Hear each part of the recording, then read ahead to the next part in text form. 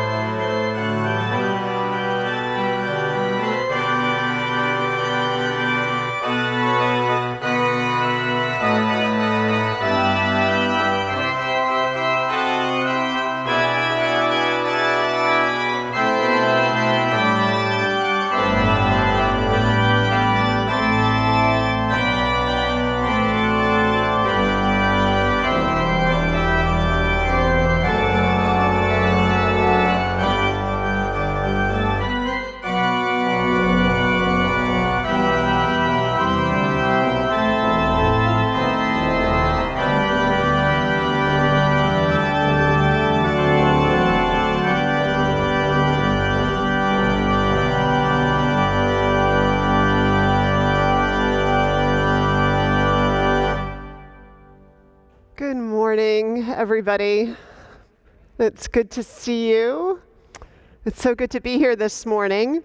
I'm Vanessa Southern.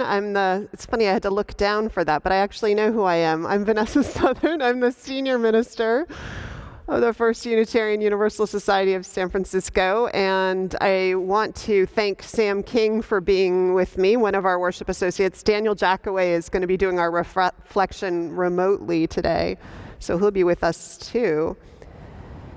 If you are joining us for the first time, or one of the first times, I would just encourage you to look for and download the order of service, which looks something like this, and so you can follow along in worship with us this morning. And of course, feel free to join in the coffee hour, the Zoom coffee hour, if you're remote, or just join us in the courtyard after service for some time of fellowship.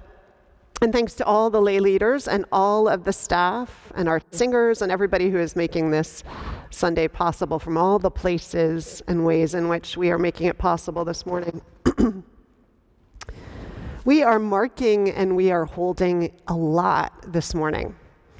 Tomorrow is Indigenous Peoples Day, which is an official holiday here in San Francisco and increasingly around the country, after decades of organizing by Native Americans and other folks who are partnering in that effort.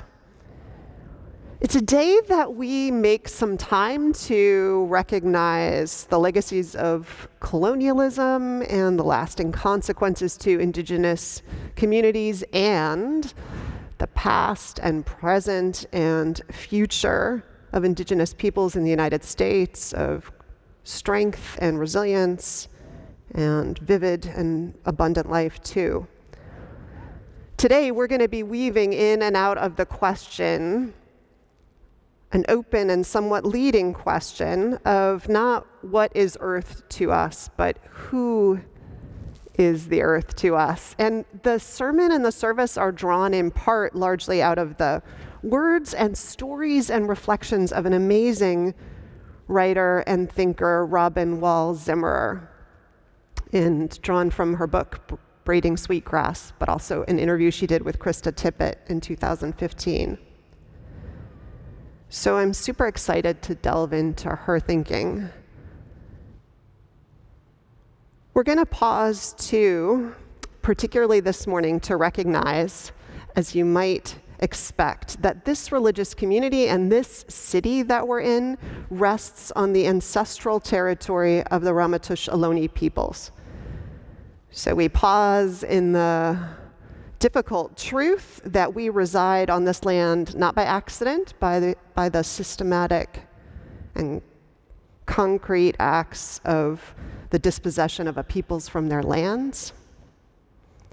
We make this acknowledgement as one act, one concrete act of acknowledgement and repair. Another piece of that acknowledgement and repair is actually going to be in our offering this morning, so I wanted to just give you a heads up about it.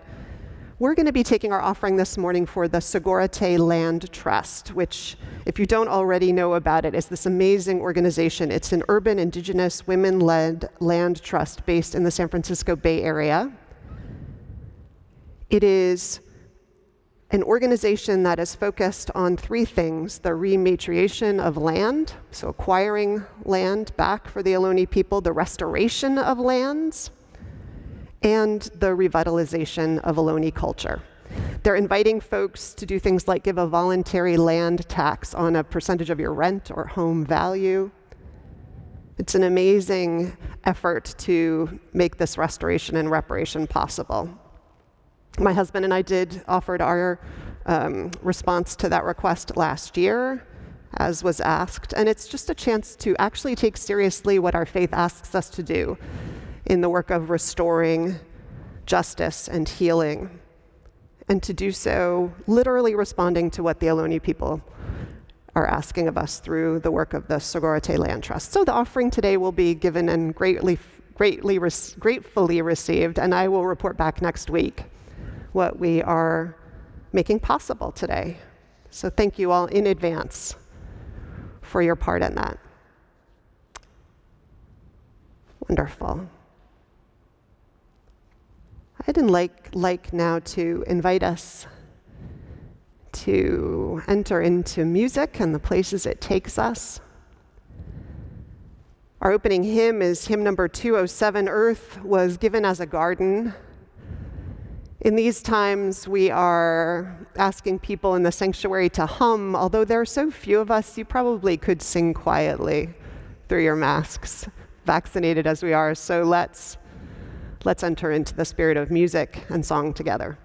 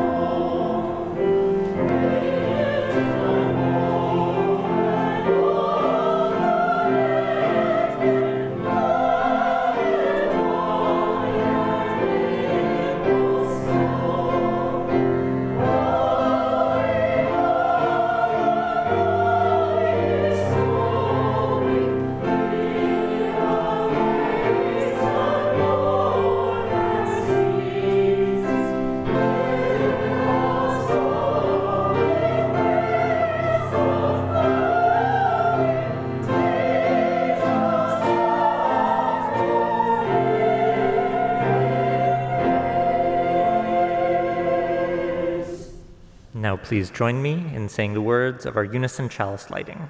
The words are printed in your order of service. We light this chalice for the light of truth, the warmth of love, and the fire of commitment. We light this symbol of our faith as we gather together.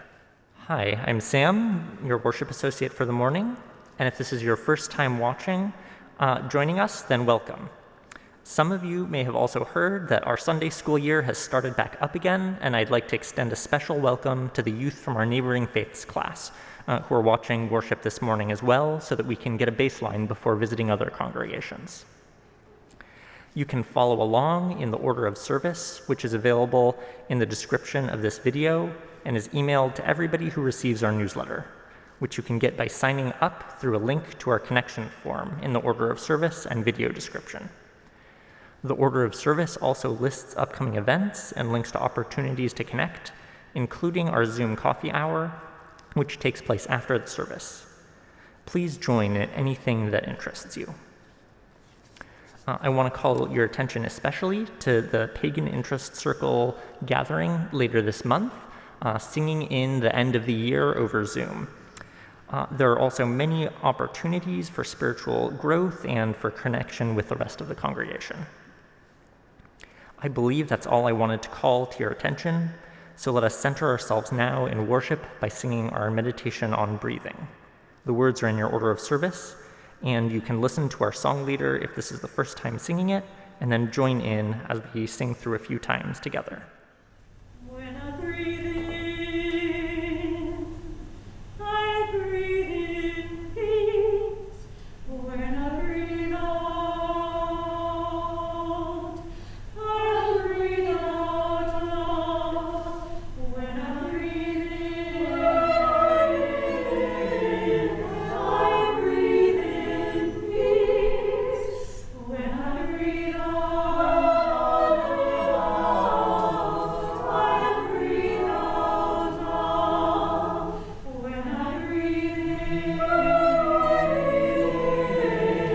I breathe in peace. When I breathe out,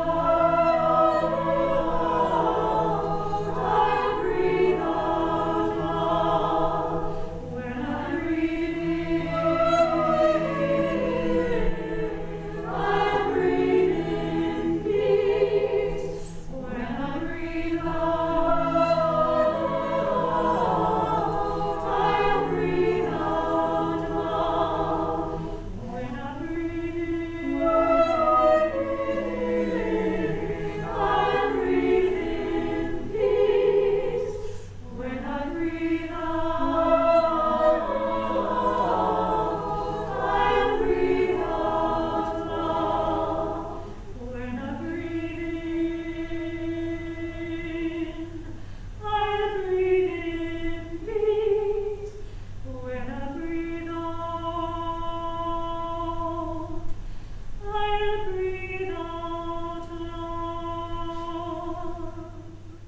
We are a community bound not by a creedal statement, but by the promises that we make to one another about how we live this journey together. And so in honor of that set of promises, let's say together the words of our covenant printed in our order of service. Love is the spirit of this church, and service is its prayer. This is our great covenant to dwell together in peace, to seek the truth in freedom, and to help one another.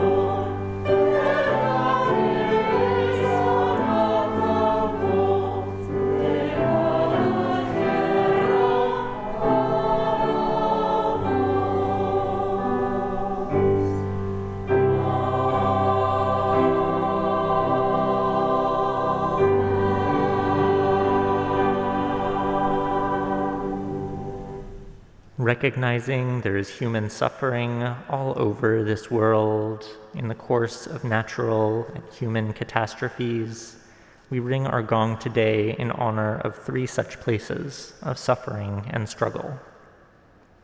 We ring our gong first, as we have since July 2019, for those lives held and those lives lost in federal custody in our detention camps, and for the dismissal of lives at our border that contribute to mounting trauma and the long history of xenophobia, racism, and inhumanity to one another. We ring our gong 7 times for this week of days in which human dignity has been dismissed, and for our responsibility for that as citizens of this country. We ring our gong additionally once for the losses this week to COVID-19. This last week, 51,504 people died of COVID-19 globally, 11,855 in the United States alone. We hold in our hearts all of these losses, lest the numbers numb us to the human toll of the virus. And we hold with gratitude all who are working around the world to produce and distribute vaccines and all other efforts to support greater health, survival, and immunity from the virus. And the reminder that none of us will be completely safe until all are protected in this health crisis. Finally, we ring our gong once for Indigenous people on this continent and around the world, for lives taken, language and culture under threat or attack, and also for resilience, survival, and the long fight for justice and restoration.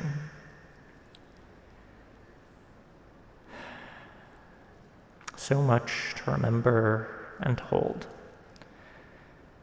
May we keep those we have named and their loved ones in our thoughts and in our prayers, and may we ease the tide of human suffering this coming week, howsoever we can.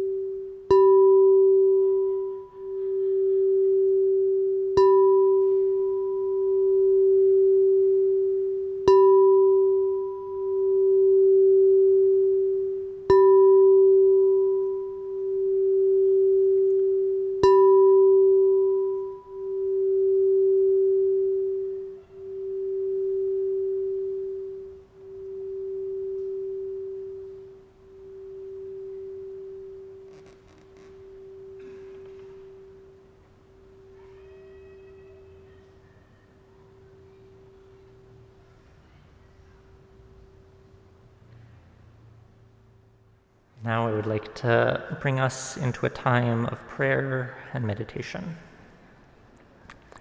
This day in UUSF, we are on the lands of the Ohlone people, and this day our meditation will be a poem titled Almost Midnight by Deborah A. Miranda, an enrolled member of the Ohlone Constanoan Esselen Nation of the Greater Monterey Bay Area in California.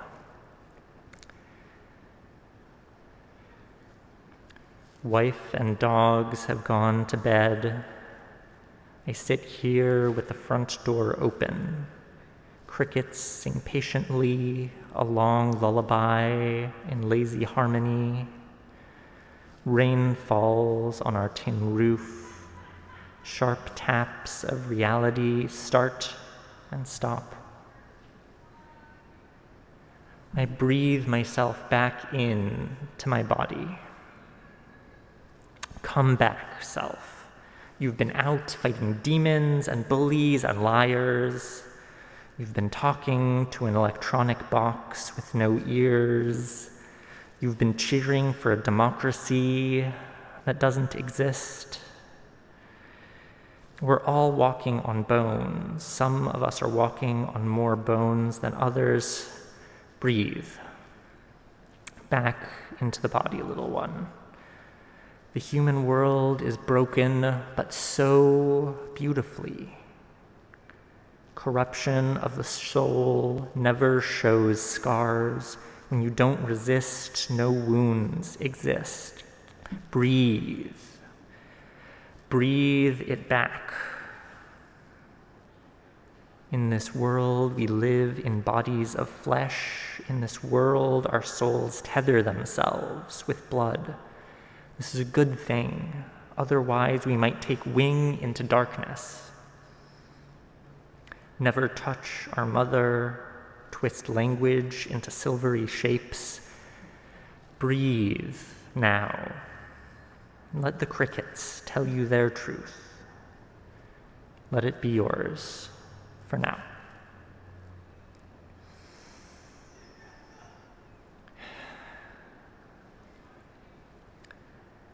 And now making space and time to breathe back into ourselves, let us enter into a time of shared and sacred silence.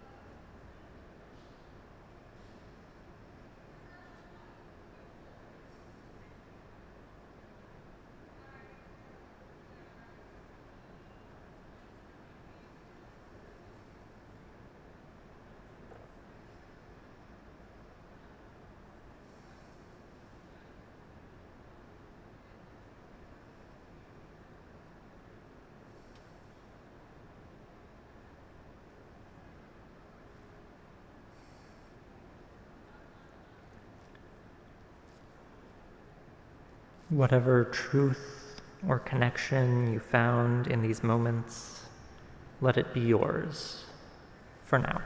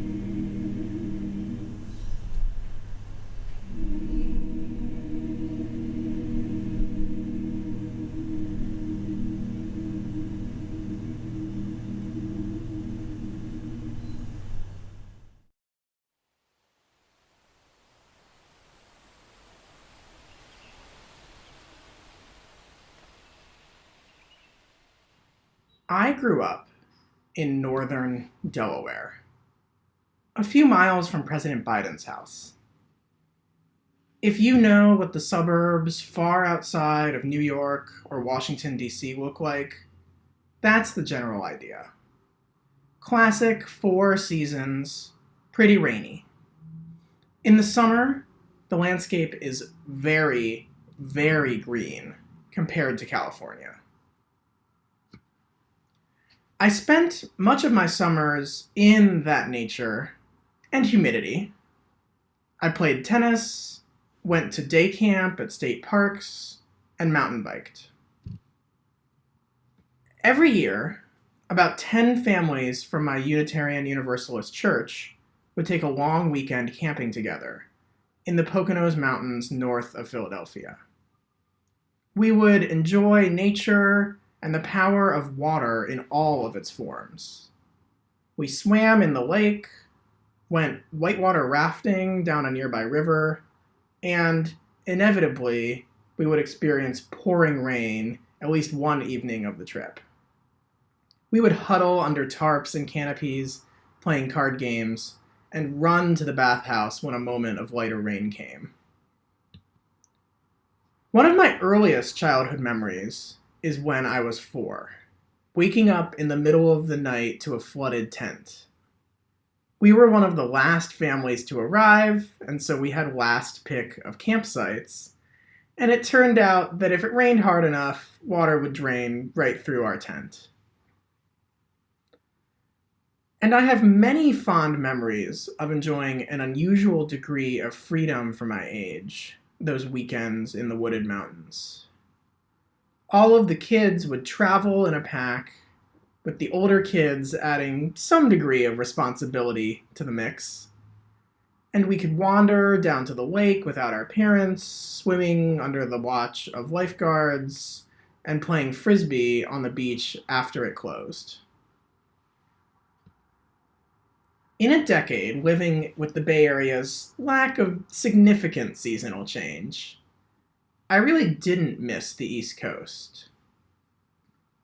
I was happy to trade the novelty of a new season for easy access to both hills and ocean, and I appreciate being able to walk or take the bus wherever I go without having to deal with weather worse than the occasional rainstorm.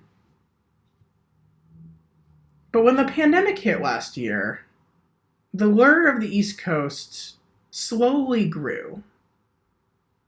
Originally, we had the thought that my partner and I should move across town to afford a bigger place than the 1-bedroom apartment that we were now spending all of our time in.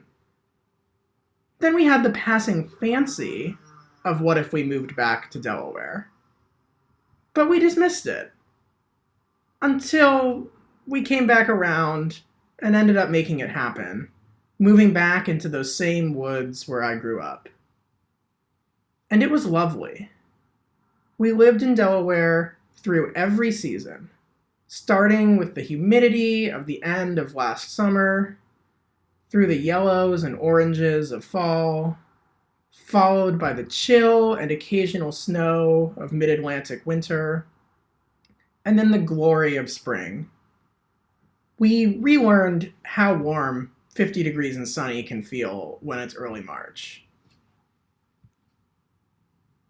I don't think of myself as someone with a deep spiritual connection to nature. And I feel very at home in San Francisco after my decade here. But there was something very comforting about being back in those woods, re-immersed in the climate and landscape where I lived my first 18 years. In such an uncertain time, the feel of the rhythm of the seasons was comforting and familiar. And when the world around me was so dynamic, the feel of the air changing, the color of the leaves progressing, the snow slowly melting, the plants re-emerging in spring, it encouraged me to be mindful as I took my dog out for walks. there was always something new to notice. Now, I am back in San Francisco, experiencing my first California autumn since 2019. And I am once again appreciating the novelty and the feel of this season in my new home. I never used to think of autumn being a season in San Francisco, but the abrupt shift from Monday's heat to Tuesday's cool weather felt autumnal. And once again, the novelty is prompting me to be mindful of the little details of how the air feels and how the sunlight looks. As I rebuild my San Francisco habits in this new and uncertain world, I am once again finding comfort and an increased feeling of settling in as I ride the waves of the seasons.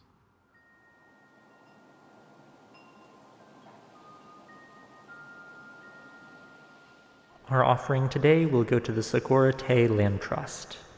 As Vanessa mentioned, they're an urban Indigenous women-led land trust that facilitates the return of Indigenous land to Indigenous people.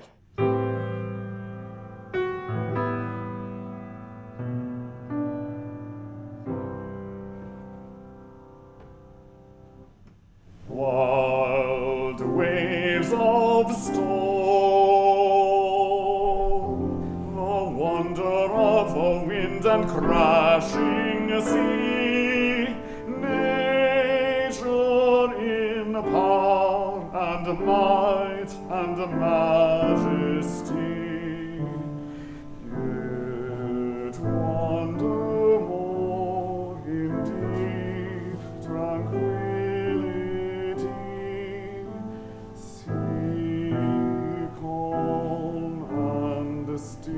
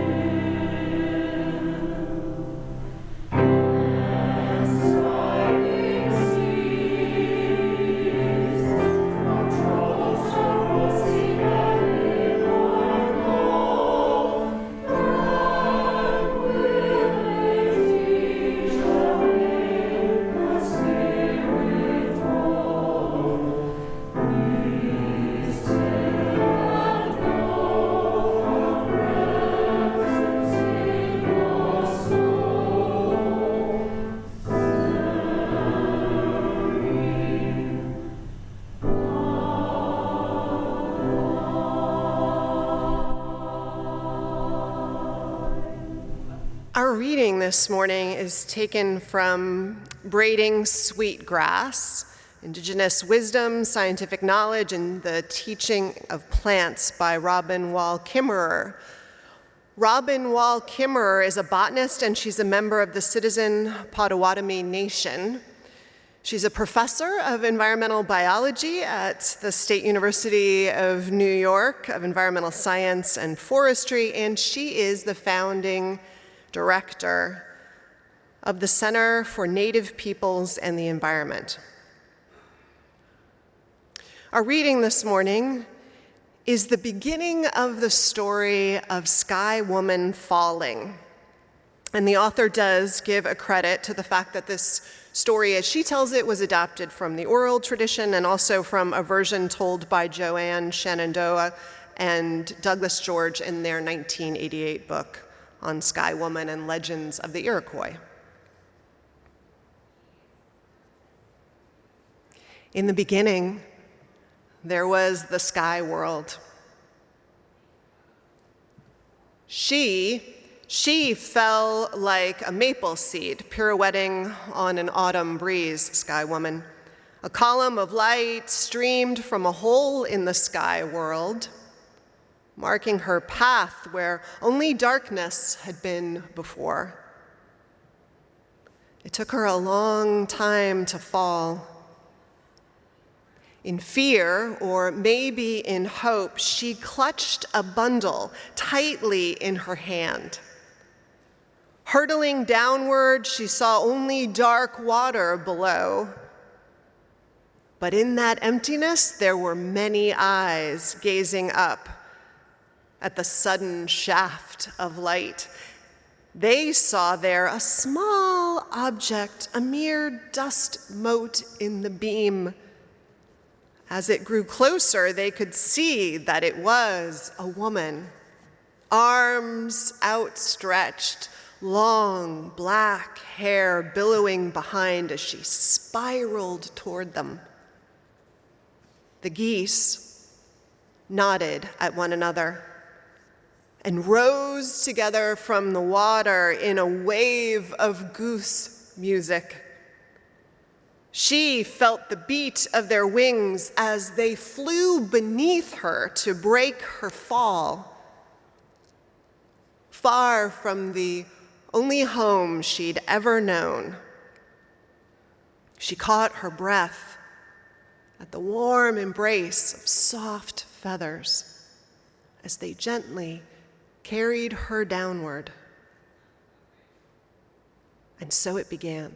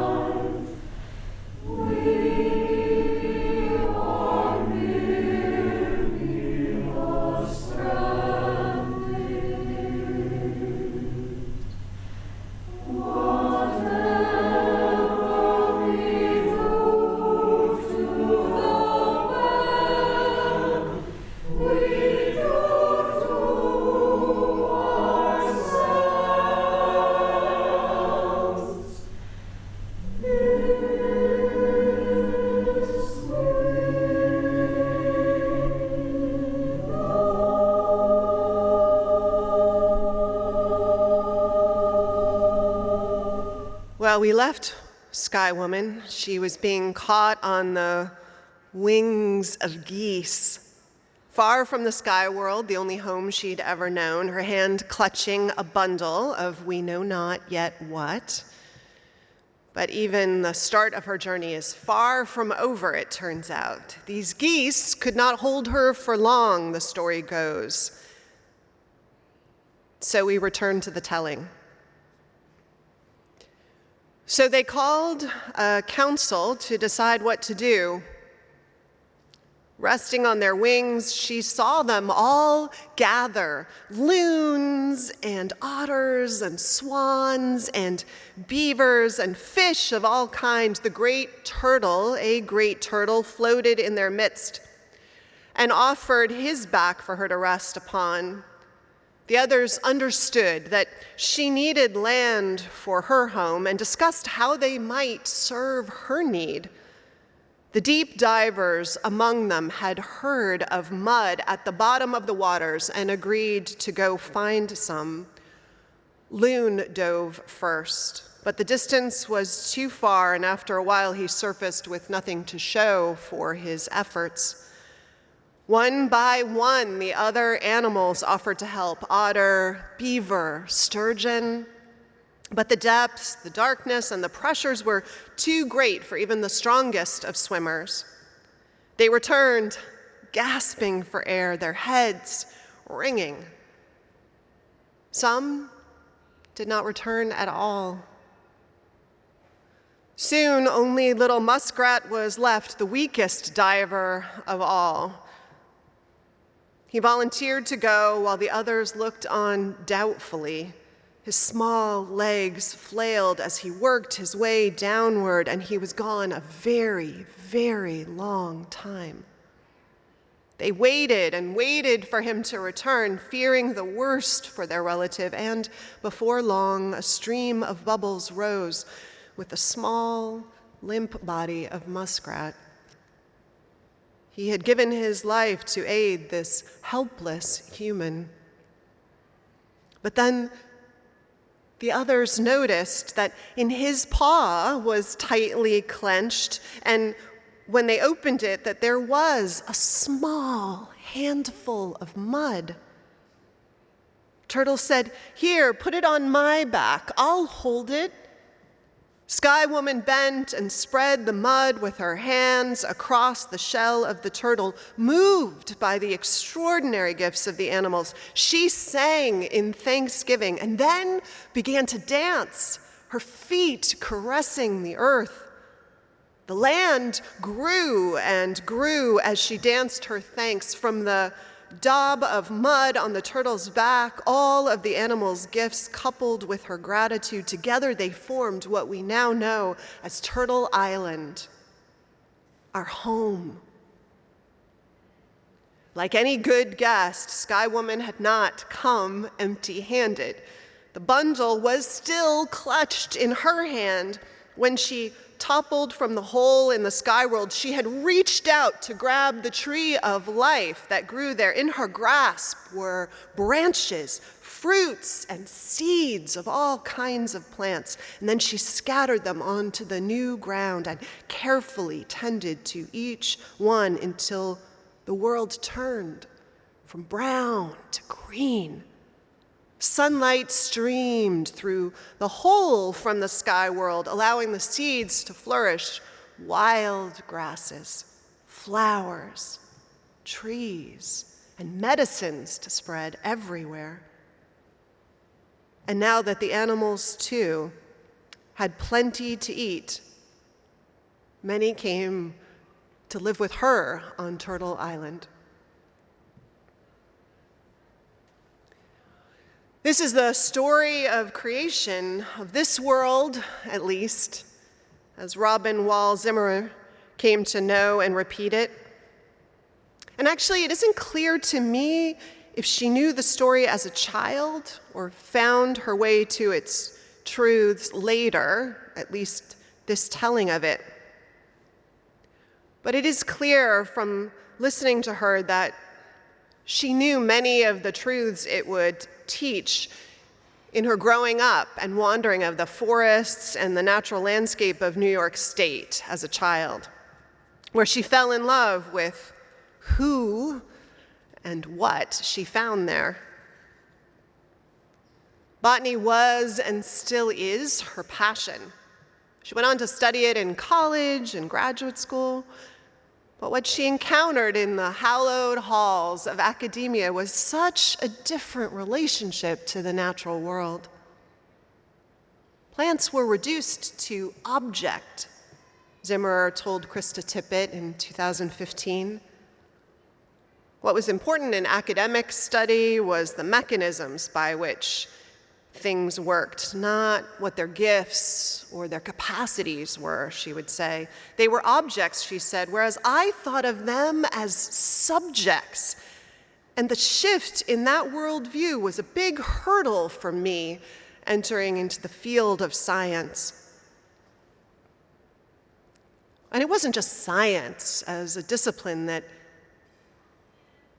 brought with it this different relationship to nature than the one she'd come to know and inhabit. English made objectification too easy.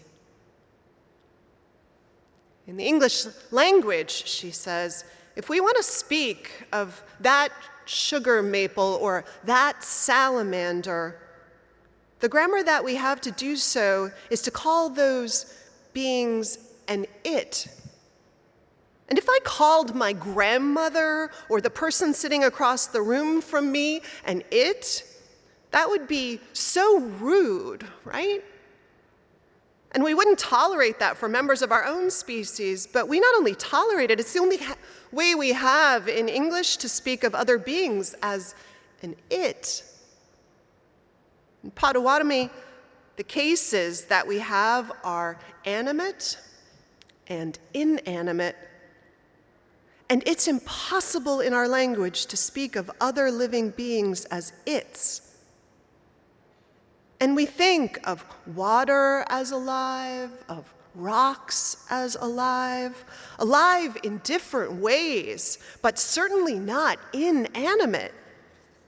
Generally, the inanimate grammar is reserved for those things we human beings have created, by which she means things like pulpits, or candles, or trucks. All else has life in it and asks for relationship. Science is afraid, she says, of humans anthropomorphizing nature, but there is something other than seeing something as human that still allows for us to see the personhood of nature or animals, plants. Something, she says, is about acknowledging that these forms have consciousness, have awareness, have beingness. In fact, she says, science is showing that plants have the capacity to learn and have memory. We're at the edge of this wonderful revolution in really understanding the sentience of other beings. And the value of all this learning, what we're all hearing about how plants communicate with each other, how trees warn each other underground of predation, of how they share resources. It isn't just to respect the capabilities of plants more, for instance. The subjecthood of the natural world can also invite us to see ourselves and the mix of life together differently, right? Zimmerer, for instance, admits to having photosynthesis envy. Envy for, as she explains, the ability to take these non-living elements of the world, air and light and water, and turn them into food that can be shared with the whole rest of the world, to turn them into medicine that is medicine for people and for trees and for soil. And we cannot even approach the kind of creativity that they have. Science, she points out, asks us to learn about organisms. Traditional knowledge asks us to learn from them. In the story of Sky Woman, the animals were older than the first human who arrived helpless, remember? They were her teachers. And Zimmerer would say they still are. For instance, Zimmerer is an expert on mosses. She's written a book about them. It's actually one that inspired the novel The Signature of All Things that Elizabeth Gilbert wrote about a botanist. And Zimmerer asks for this kind of attentiveness and relationship, and she shows the way to it in the way that she talks about the gifts and the teaching of mosses. She writes, "An example of what I mean by this is their simplicity, in the power of being small. Mosses become so successful all over the world because they live in these tiny layers on rocks, on logs, and on trees. They work with the natural forces that lie over every surface of the world, and to me they are exemplars not only of surviving, but of flourishing by working with natural processes. Mosses are superb teachers about living within your means. But even more than that,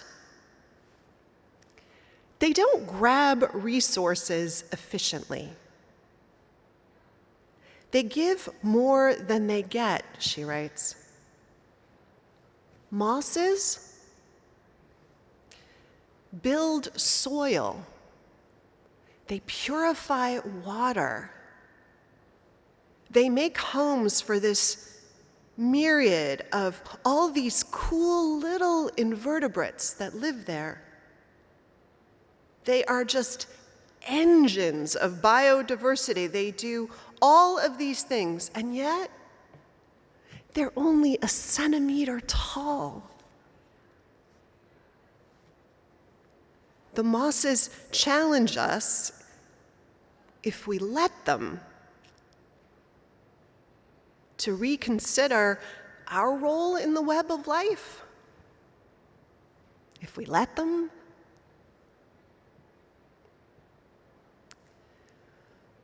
I remember a friend once talking about when she got glasses for the first time. She was a small child, and when she put them on, she was standing outside in her front yard, and she was flabbergasted. The trees, they had all these wild, finely shaped green things on them. She realized she'd always heard about leaves, but never understood what people were talking about, not really when they used that word, not until life burst into focus with that new set of eyes. Reading Robin Wall Kimmerer feels a bit like that for me, about seeing the world through her eyes, this world that comes into a new kind of focus with new texture and understanding and appreciation. All the different relationships that are part of this way of being in and in relationship to the world, and the power of it. Kimmerer alludes to the ways that this way of seeing and being in relationship is reinforced in her life by a whole lot of cultural practices and norms, including, not insignificantly, of course, the foundational story of Sky Woman falling and how the world began. Nature as a thing, no, not as a thing to be used up. Nature not as a thing to be judged simply by what it has done for us lately, or the joy it's even given us, or the price we can put on it. nature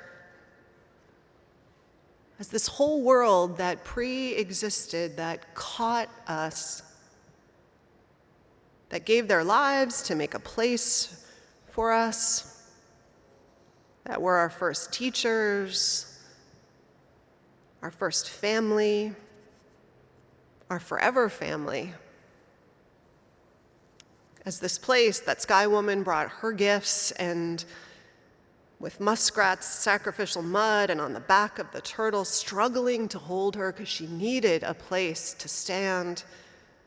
Together they danced with sun and mud and creative commitment into making a world where they could all find a better life together. And I think about that in comparison to some of the foundational stories that live and haunt in the corners of our own culture.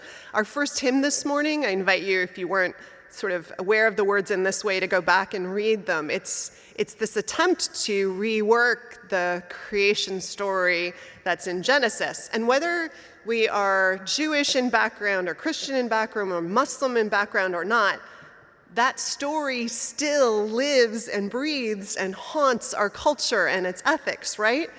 And another version of the story, other than the hymn lyricist trying so valiantly, as so many of us are, to recast even that story so it lives differently in our consciousness and invites us differently into the world.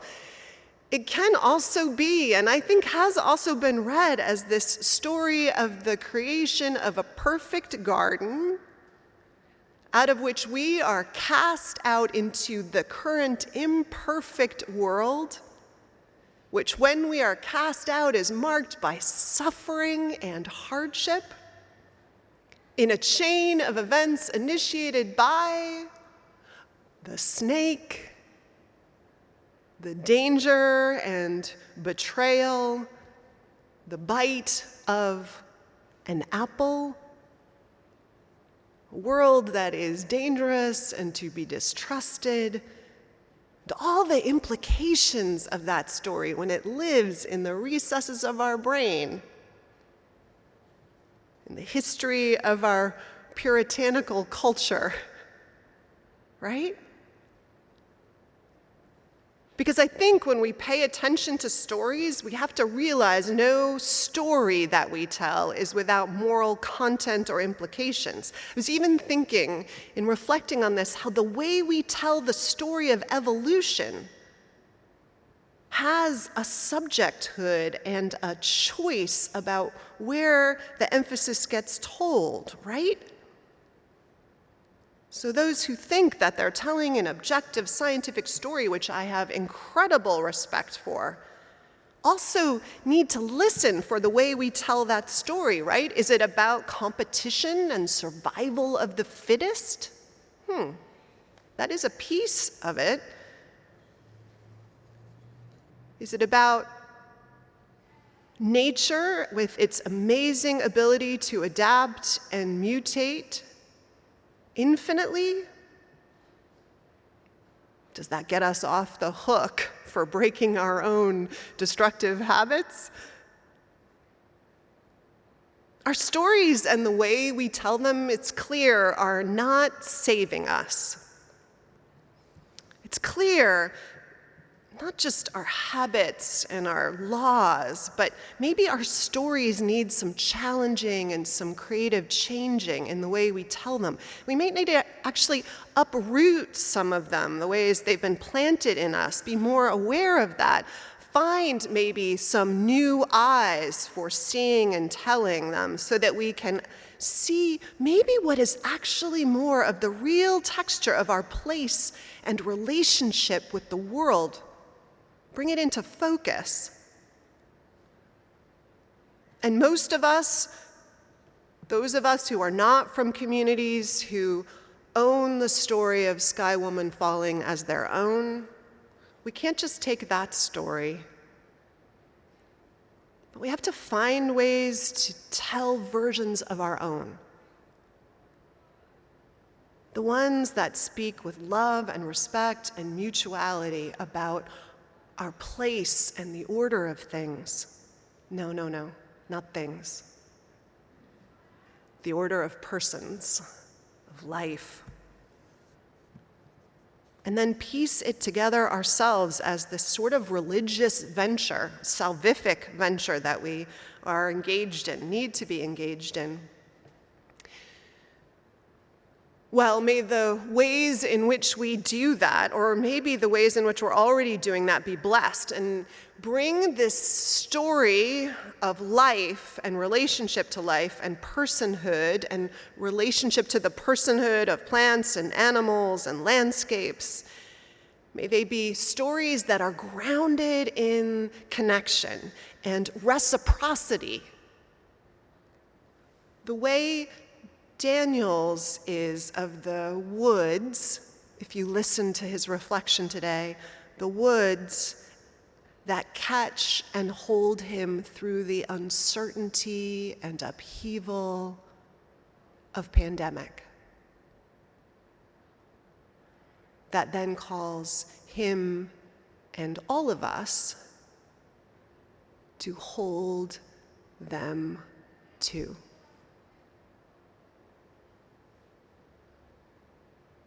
So, blessings to us in this restorative, life-giving journey.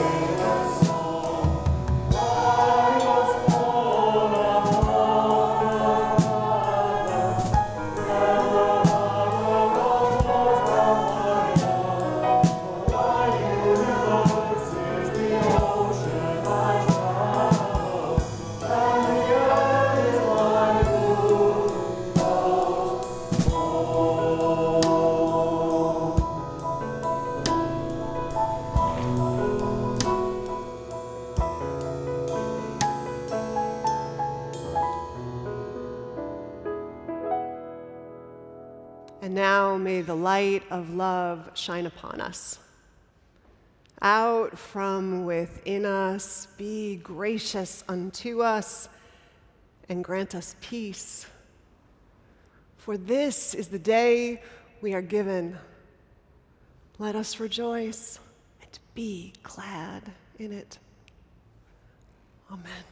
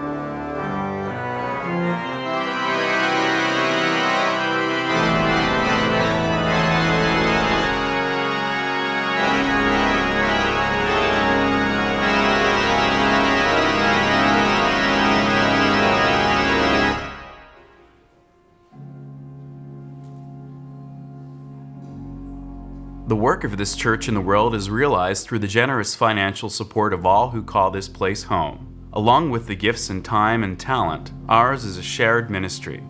You have a role to play here. Church membership is open to all. For more information, go to uusf.org.